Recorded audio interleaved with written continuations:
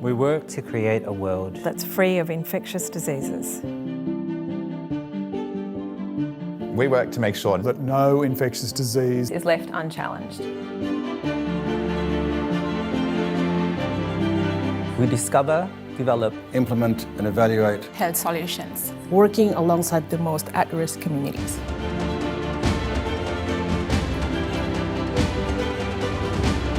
Doing so ultimately builds a healthier, safer world for everyone.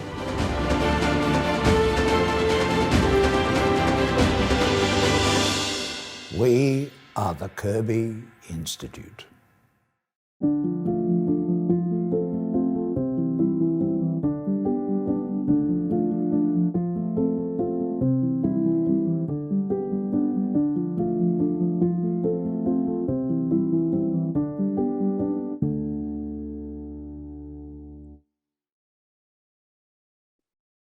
So welcome to the 11th Brett Tindall Memorial Lecture. I'd like to start by acknowledging the traditional owners of the land on which we meet, the Bidjigal people, and pay my respects to elders past and present, and extend that respect to any Aboriginal and Torres Strait Islanders who are joining us today.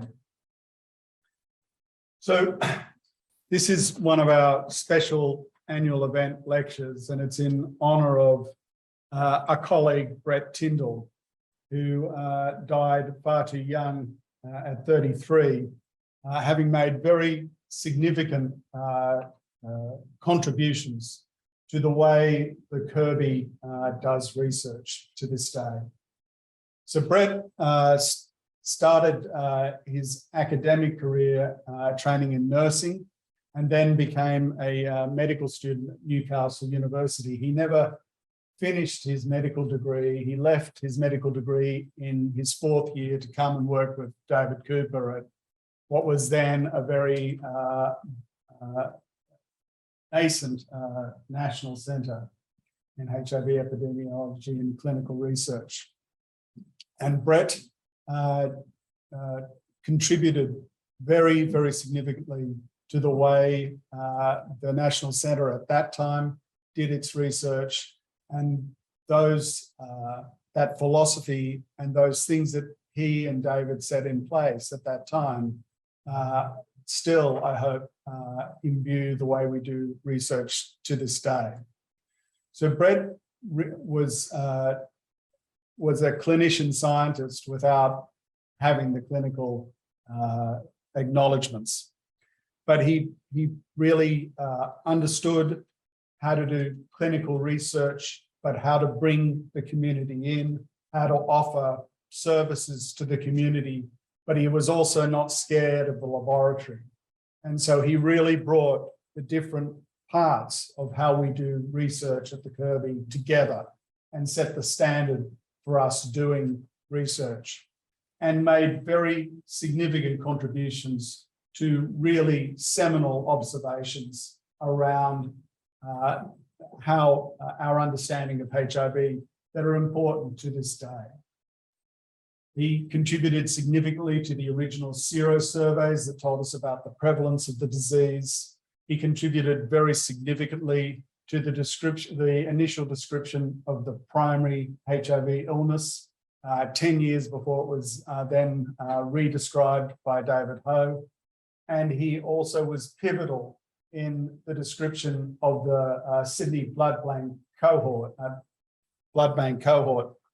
of whom who were infected with an attenuated strain of the virus, which turned out to be NEF deleted, which told us a lot about HIV biology, about the determinants of long-term progression, and told us a lot also eventually about why we don't use attenuated vaccines for HIV.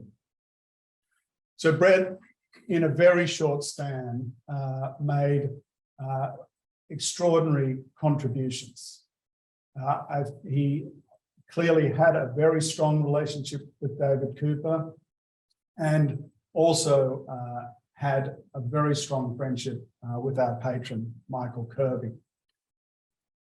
So Brett unfortunately contracted HIV at a time when there were no decent treatments for HIV and rapidly succumbed to the condition. I started my PhD in 1993 with David, and Brett died in 1994. And I can tell you that I've never met Brett personally, and I never worked with him because he was too sick at the time. But the respect with which his colleagues held him was extraordinary at that time. And often the conversation about how you would set up a cohort or an experiment or how you would write a paper would start with, well, Brett would do it this way. So he really had a very significant influence in the way research was done at that time. So this lecture is an annual event honouring his memory. And we've changed the flavour of it this year. So we've previously had very prominent senior people give this lecture, particularly in the area of public health. But you know, we now have the David Cooper lecture, and that's sort of superseded this. And we talk a lot about how we like to promote and support our early and mid-career researchers. And we thought that Brett was the ultimate early and mid-career researcher. And so we decided to change this year the flavour of, and going forward, the flavour of this event, and to make this lecture out people who are rising stars within the Kirby. So today we will hear from Associate Professor Behzad Hajarizadeh, who has been working in the field of infectious diseases and particularly hepatitis C for about 15 years. At the Kirby, he's made very significant contributions to our understanding of access of vulnerable communities to hepatitis C treatments. And through that work has become one of the most highly cited authors in that area. So Behzad has made very significant contributions in this field. And so I'll now hand over Behzad to present the Brett Tindall Lecture. Thanks, Behzad.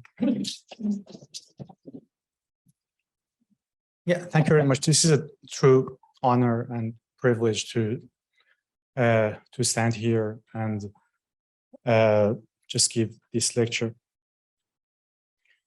That was interesting that when Tony mentioned the citations, this is something, the numbers for all academics, these numbers, the number of citations, publications, H index is usually very important. We care sometimes too much, but that was interesting that in the past couple of weeks, when I was reading about Brett Tindall and how he impacted the field and his research legacy, to be honest, there is nothing about these numbers, you know.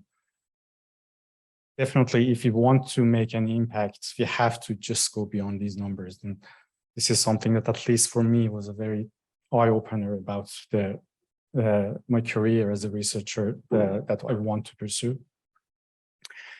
Anyway, I was told by our lovely communication team to make this speech a little bit different from very scientific type of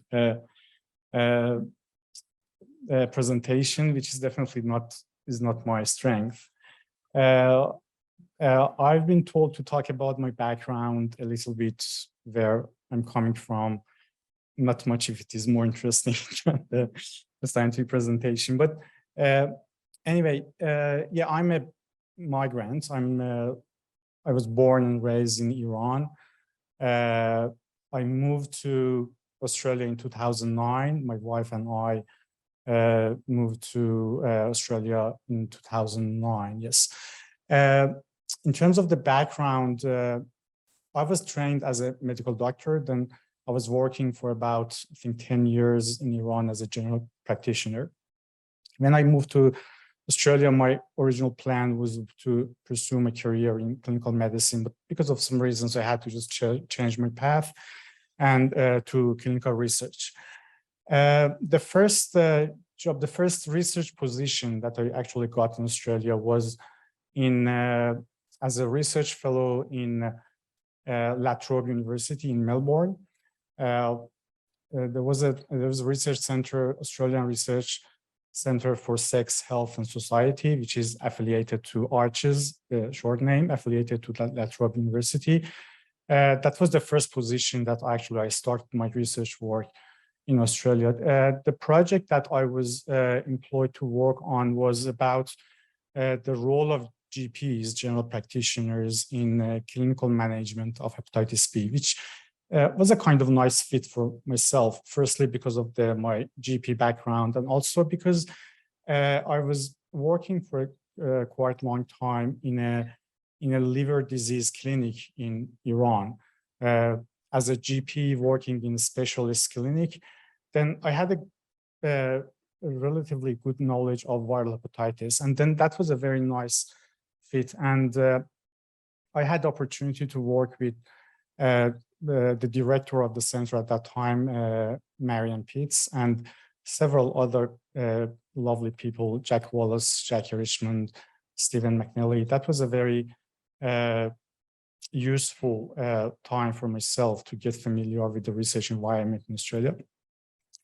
Then I was looking for a PhD position in a more kind of clinical viral hepatitis research type of things.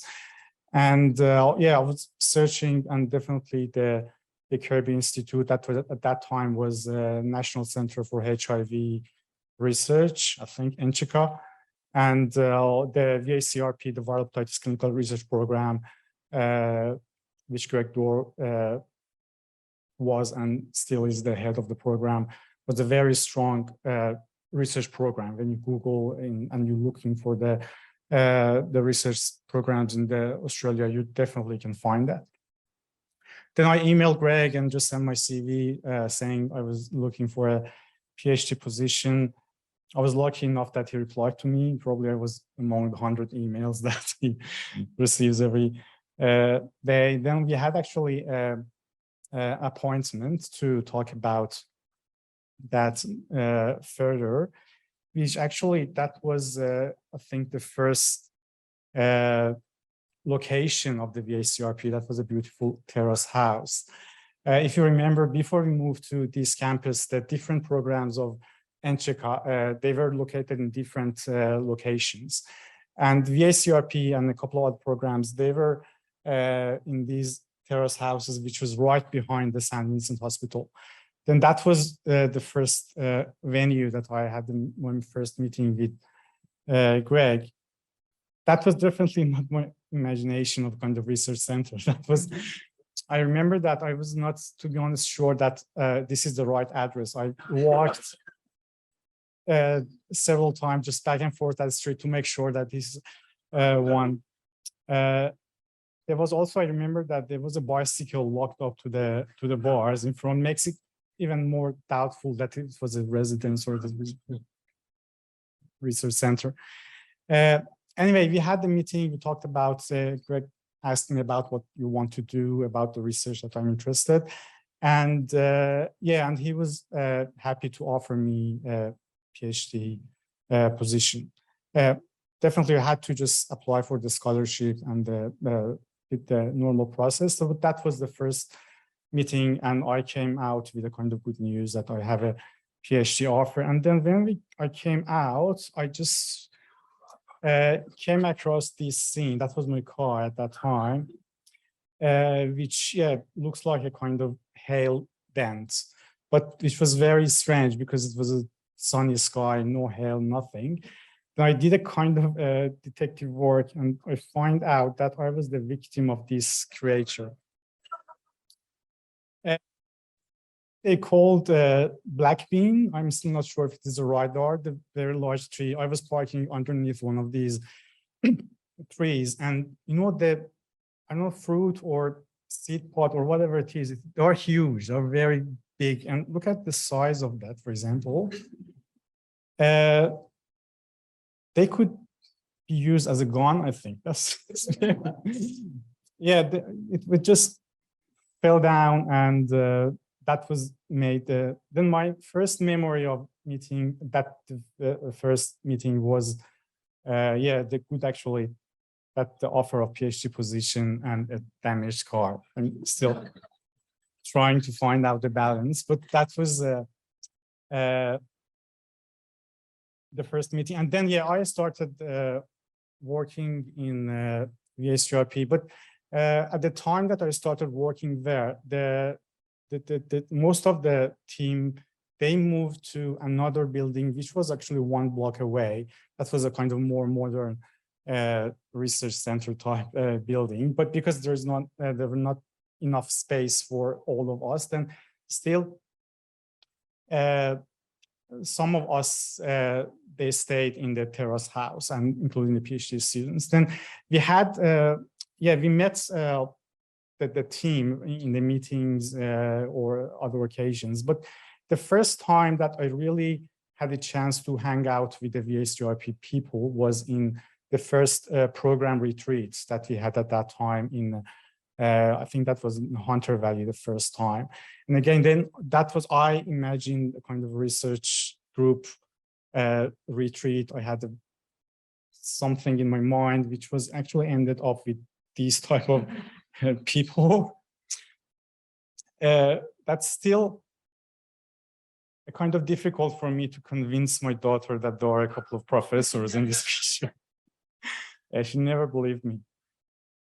But anyway, that was at the same time, actually, it is reflective of the friendly environments that we had and we still have in the VSGRP, and I assume that in the whole Kirby, people are very supportive and very encouraging. That's a very nice environment to work with. Is that enough? Okay.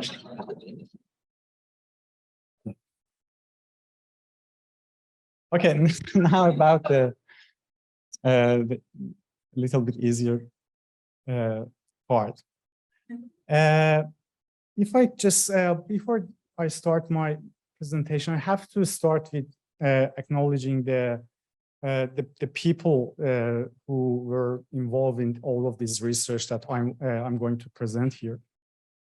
Definitely, there are collaborative works, and I have many people in the Kirby Institute, either in our program or in the other programs, Greg Dorr, Andrew Lloyd, Jason, Gail, and all of the list of the people that are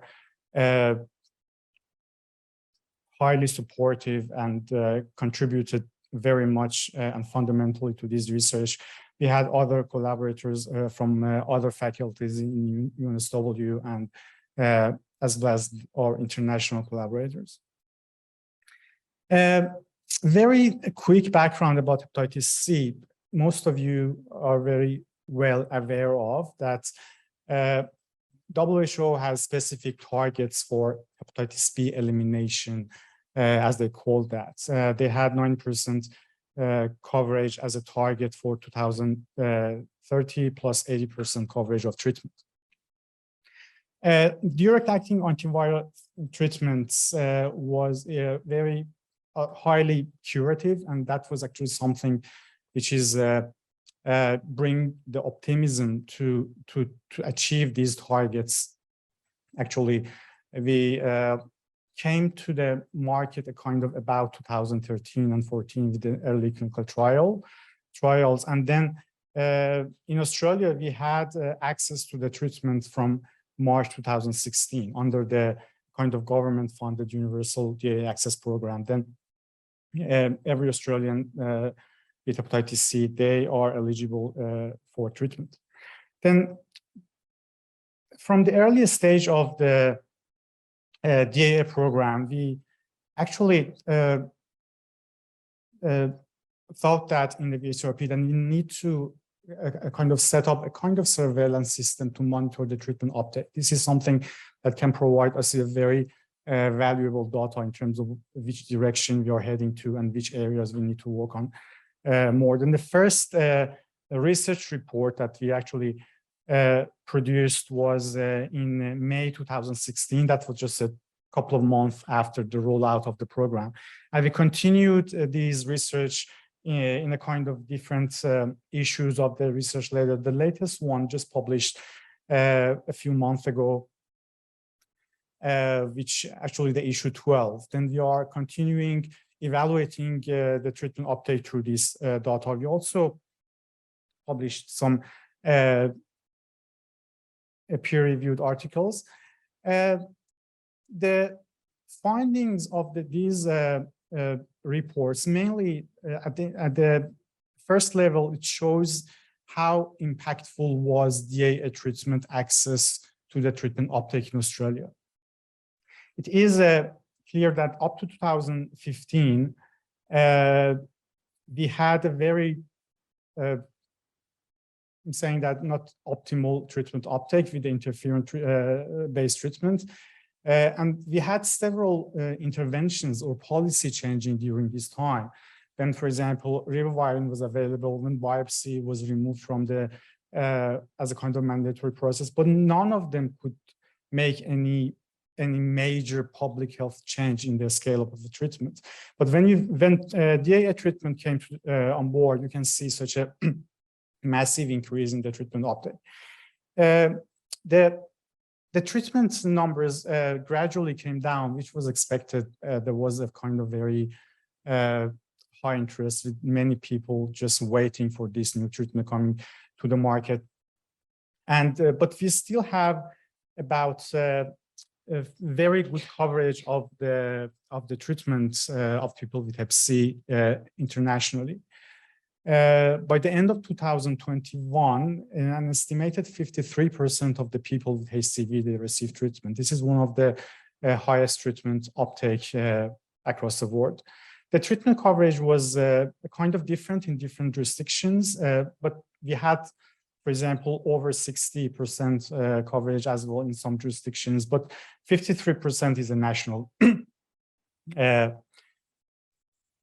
uptake. We also looked at the kind of different pattern of the treatment. For example, the age distribution of participants initiating treatment changes over time. They at the early month or early time of the treatment, we had kind of more older people. Probably they are the people who are already engaged with the clinical care. Some of them, they had more advanced liver disease. But over time, there are younger people was actually the mainstream of the treatment population, which means that the treatment services was successful to expand the treatment to a kind of more at-risk population who are younger people. Many of them, they are probably injecting drugs, which is actually the main population if you are thinking about the HCV elimination.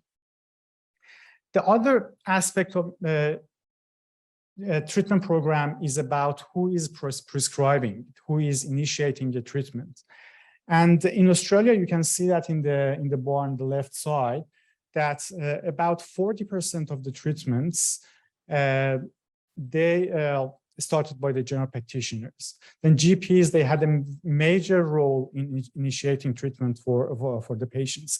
And this is the proportion is different that you can see across different jurisdictions, but this is not something that you commonly see in the other countries. In many countries, only specialists, they are authorized to prescribe DAA, and also in the other countries, when GPs can prescribe, you are not seeing this level of engagement. That's one of the factors that enables Australia to just reach the high level of treatment uptake. This is one area that we focus on in our next research. And for example, this is another paper we published in Medical Journal of Australia, specifically focusing on the engagement of general practitioners in prescribing DAAs. And you can see that in the early month, again, the left side, you can see that in the 2016, the proportion of patients started treatment by GPs was relatively small, about 20%, less than 20% at the beginning.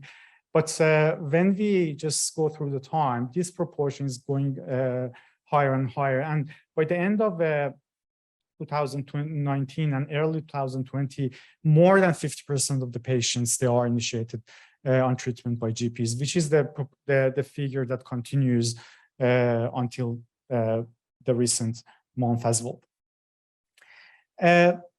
Another interesting aspect of this analysis was that if you look at the over 6,000 registered GPs that work in Australia in 2009, and 18% of them, they had at least one DAA prescription, which is a very good number. I personally didn't expect that these many GPs, they were engaged in care. But when we looked at, okay, how many patients these doctors treated, you can see that about 50%, they only treated one patient, and about 75%, if we can say, they treated up to 3 patients, which is very different with what you see in for the specialists. A majority of them, over 60% of them, they had 10 patients or more. And this is, I think, something that we I think was a success factor for the Australian DAA program, because we want to engage as many as possible GPs, but we don't expect them to treat a lot of patients. You don't expect general practitioners to have, for example, a line of hepatitis C patients on the door. But if we engage more and more GPs, and if they are confident to prescribe treatment, even for 1 or 2 patients, then that's a good strategy to scale up the treatment in the population level.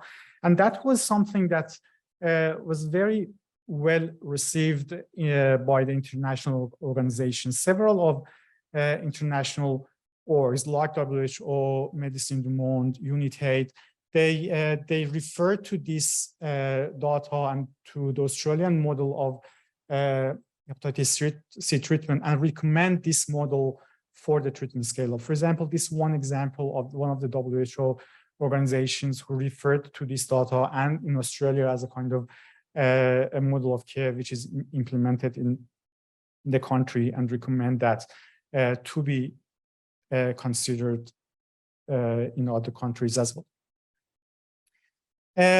The other aspect of the DAA treatment uptake that we did more evaluation or maybe deeper evaluation was about the retreatment.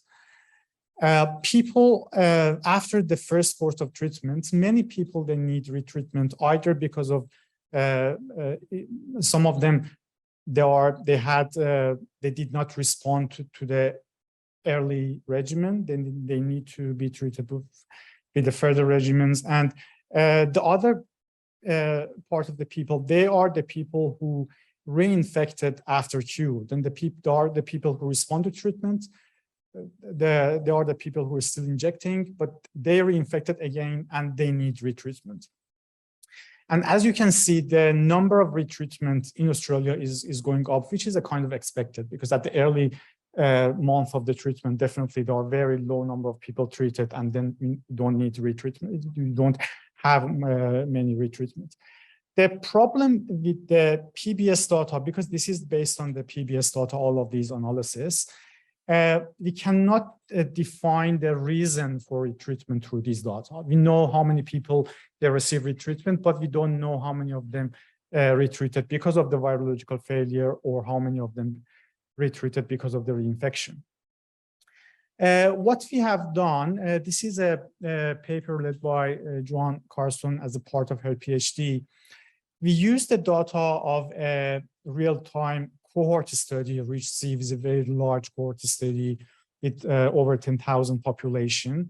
And we developed a machine learning model and trained the model using these cohort data with the reason for retreatment defined. and then applied that model to the national PBS study.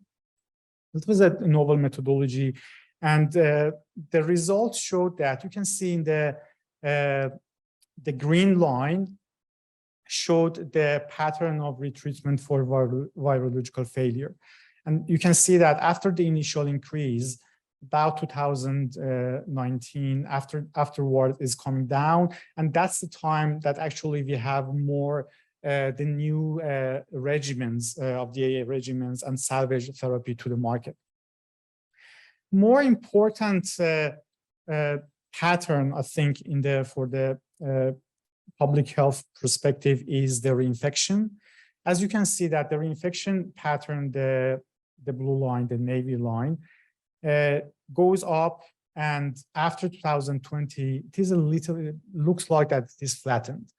This is again something that we have seen in the modeling studies before that as well, because at the early time, when you treat patients, particularly if they are still at risk of reinfection, which means that mainly people who inject drugs, when you treat them, it means that they are now exposed to reinfection. And by increasing the treated population, it means that you are increasing the susceptible population. Then the early increase in infection is actually expected. If you are not having initial increase, it means that you are not treating the right population, because this is something that based on the epidemiology, it's happening.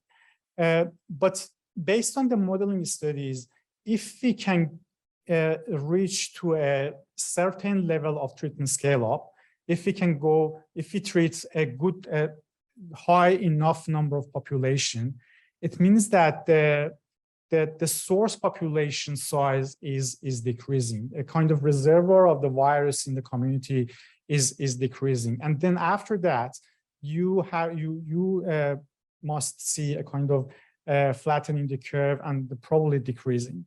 And this is something that you are seeing in Australia. Then still, we have seen the flattened curve, but we still need further investigation or further follow-up to see if it is coming down or not. But the important thing is that if you look at the different jurisdictions, you are seeing different patterns. For example, in New South Wales, the curve is coming down already. In Victoria, which is in the orange line, still in the flattened kind of plateau phase, and in the Queensland, for example, which is the red line, it is still going up. There are some other reasons could be contributed to this pattern. For example, we know that in Queensland, there was many treatments happening in the prison, and because prison generally is a higher risk for infection, then probably reinfection and retreatment going up in that setting. But that's important to just look at these patterns separately, and also we are going to probably look at that more carefully to see what level of, for example, treatment uptake we need in each jurisdiction separately to be able to see the change in the curve. The other aspects, how much time do we have? Sorry.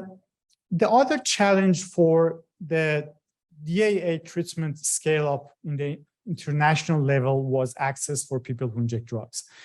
In Australia, we do not have any restriction for the people who inject drugs in terms of the access to treatment, but that's not the case in the other countries.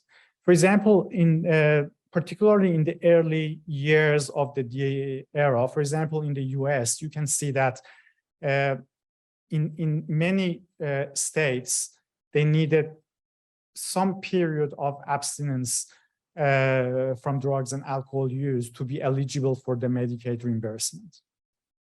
Or for example, this is another study by Alison Marshall and colleagues looking at the different countries in Europe. You can see that there are, in some countries, they have specific restrictions still in place for the access of the people who inject drugs to the treatment. These may have been changed now because some of these data, they are a little bit old, but there are still several, if not many countries in the world or jurisdictions in the world that they have these restrictions in place.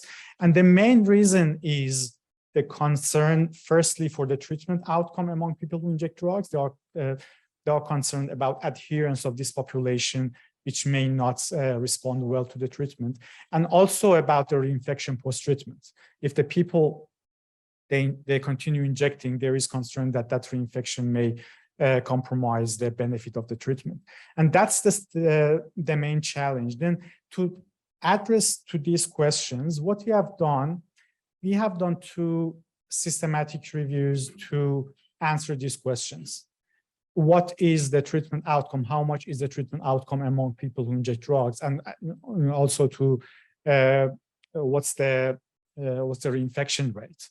How important is the risk, and how really concerning is that?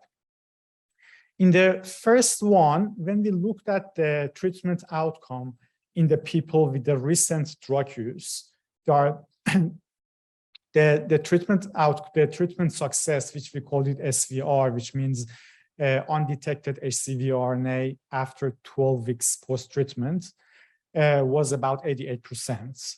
Is very high. It is still a little bit lower than what you see in the clinical trials for general population, which is usually over 90%.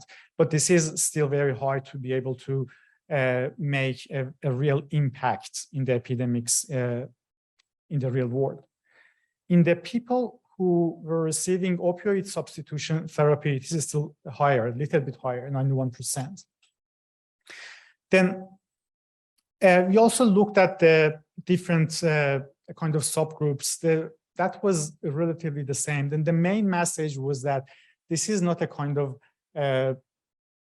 valid concern. The treatment uptake, although if the treatment adherence was not good in some patients, the overall treatment outcome and response is good enough to be able to control the infection in the population level. Then this is not something that should be considered as a restriction.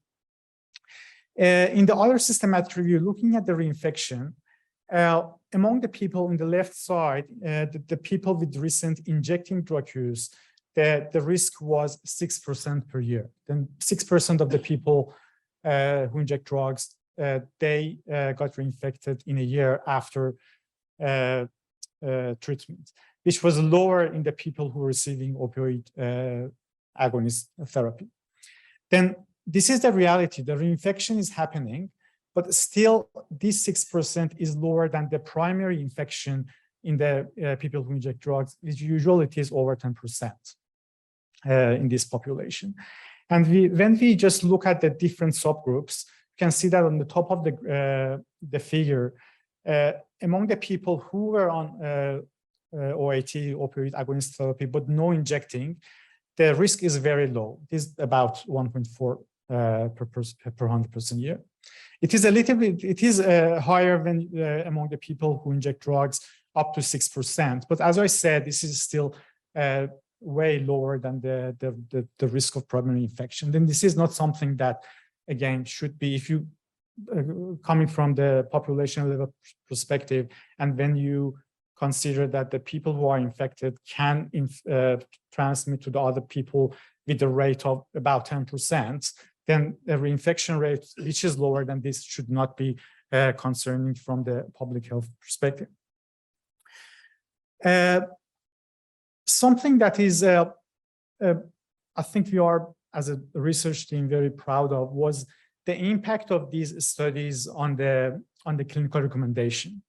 EASL is European Association for the Study of the Liver. It's a very prestigious association and very well known and very impactful in terms of the clinical guidelines that they generate for the clinicians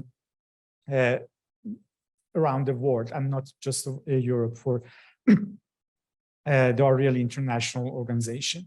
And in the latest guideline, they recommended treatment for the people who inject drugs, and also they had some recommendation about post-treatment monitoring for detection and treatment of the reinfection.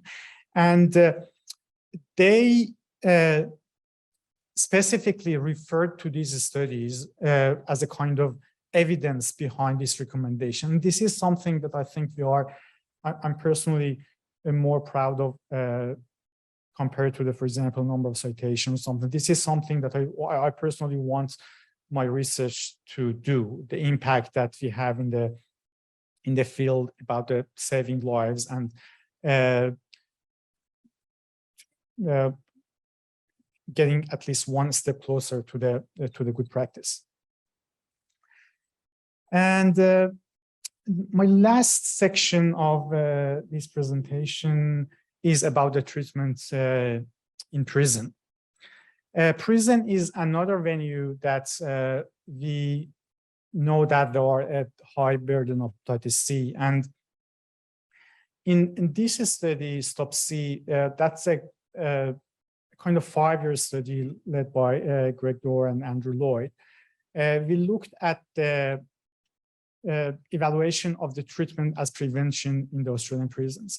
What is happening or was happening in Australian prison was that the prison health system is really, they are overburdened by many other medical issues from the people in prison. Then usually hepatitis C is not the priority, and it is not because of they don't care about that because there are lots of other competing medical issues. Then what is happening is that usually the waiting list for treatment in the prison, I'm talking about a few years ago at least, was a long period of time.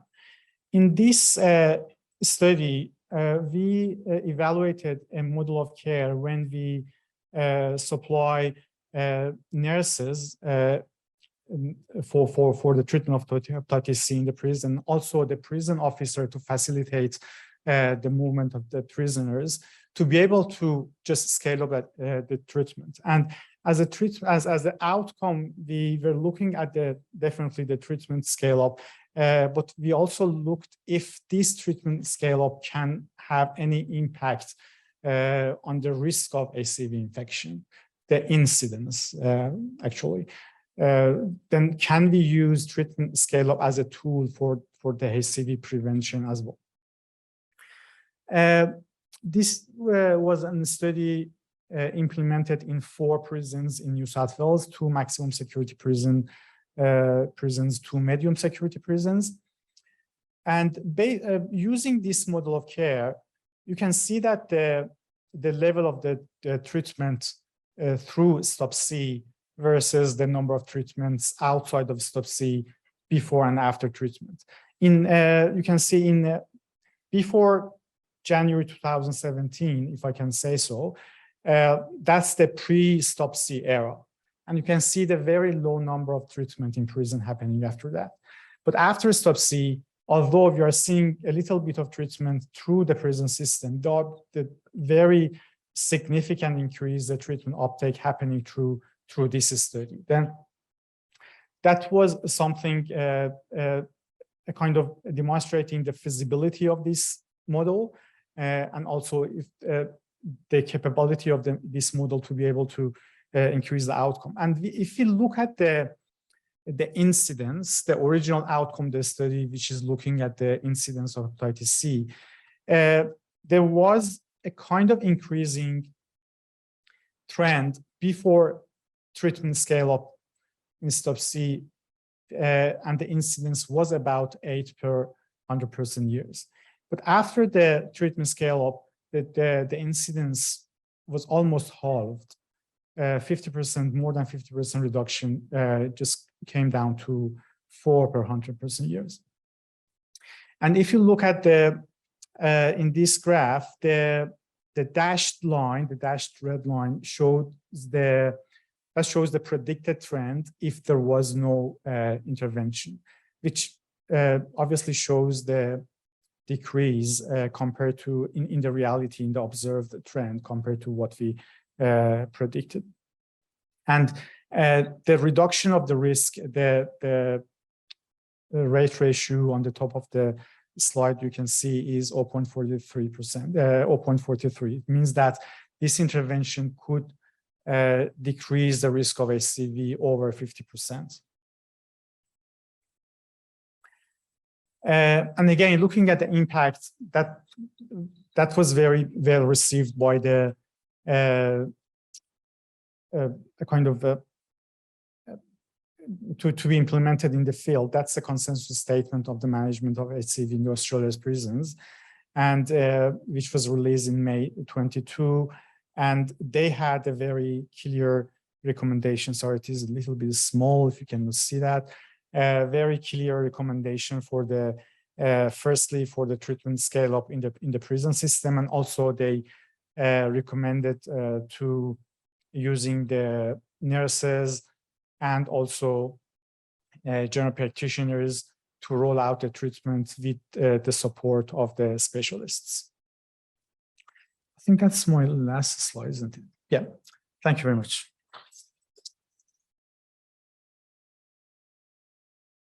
So if you have questions for Behzad, please come forward to the microphone or enter them in the Q&A if you're online.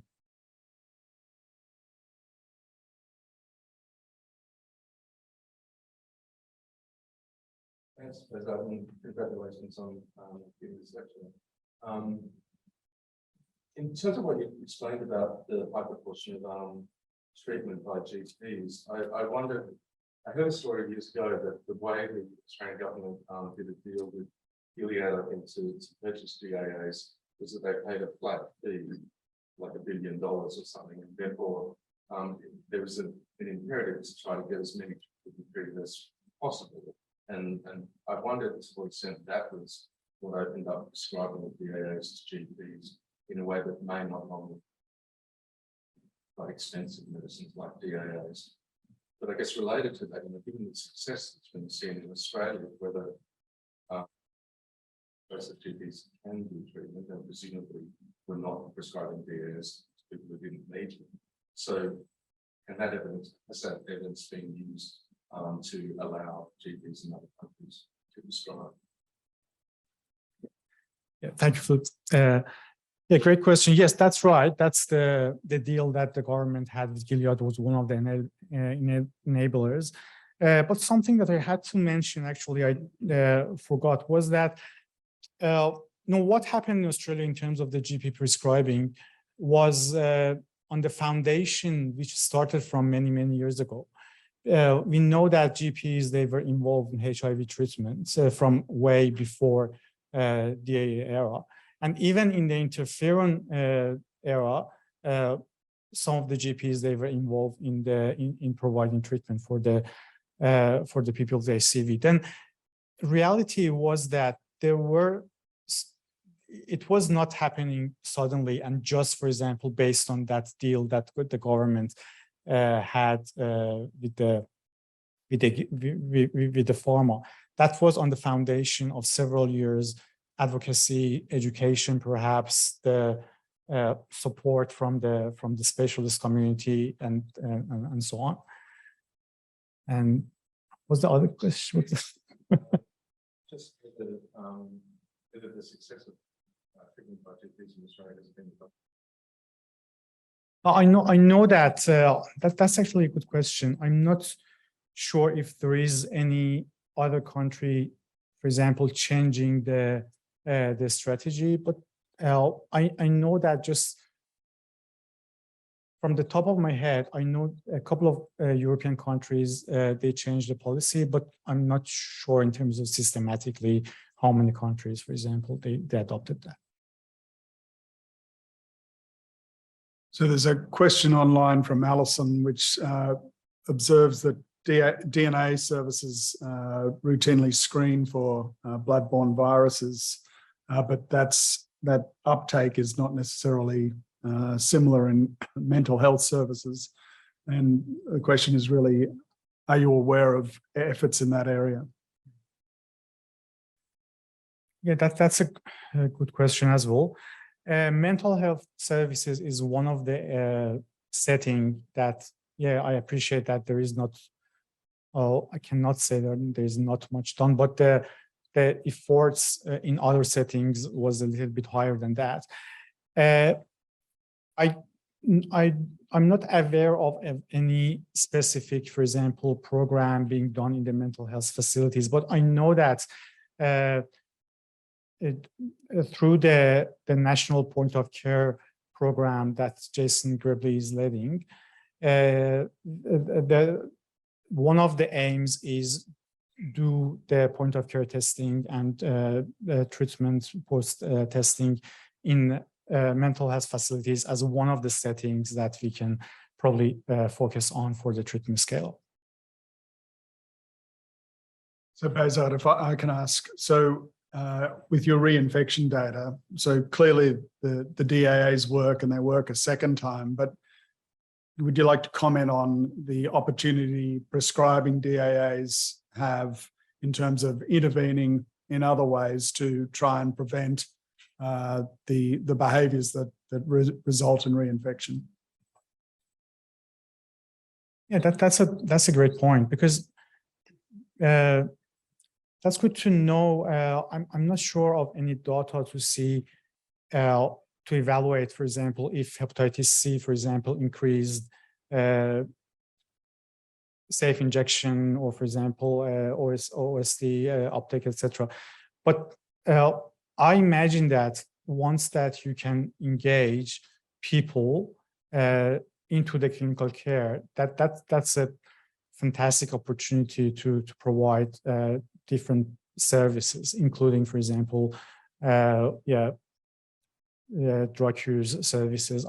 For example, I know that in some of the settings, if I can mention, for example, KRC in the Cracken Road, because they have all the facilities in one place, they are in a very good position to offer, and I think that's the philosophy behind that those type of services, having all of the services which people may need in one place instead of referring people from, for example, hepatitis clinic to the OSD, to the mental health, to the sexual, for example, health clinics like that.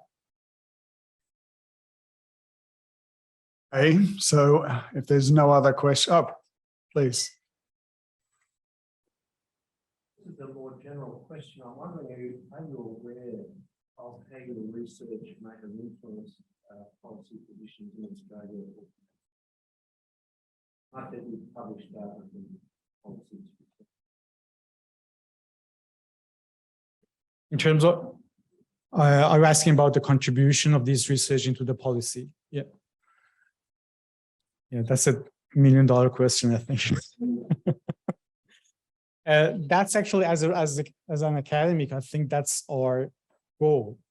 We wanted to, impact the policy, and just because of my, I was working in another country as well, and also we are constantly in contact with, for example, with the other researchers from the United States or Europe. I think I can say that Australia is one of the countries which there's a good collaboration between the academics and the policymakers, and also the community. Then I think this is the triangle that should form if you are looking at the real change. And I would say, I'm not talking about the very optimal position, but I think we are in a good position in that regard. But there is still room for improvement. So I think we might close it there. I want to thank you all, both in the room and online, for coming and making this a great success. And most of all, I'd like to thank Behzad for a really terrific presentation. Thanks very much, Behzad. Thank you.